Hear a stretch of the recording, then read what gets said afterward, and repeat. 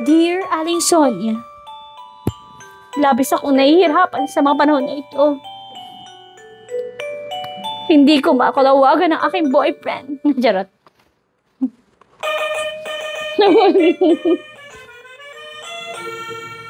Ba naman?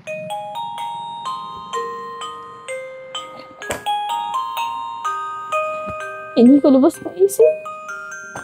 Nakagagawa mo ito. Malungkot ako ngayon. Hindi ako tumatanggap ng bisita.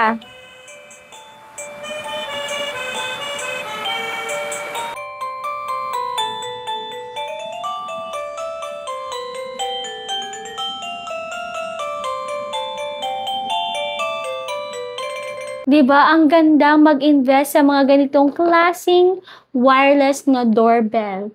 Kasi nga, para hindi naman mamaos yung mga bisita ninyo, maawa naman kayo. Kaya ano pang hinihintay ninyo? Mag-check out na rin kayo! Ding dong!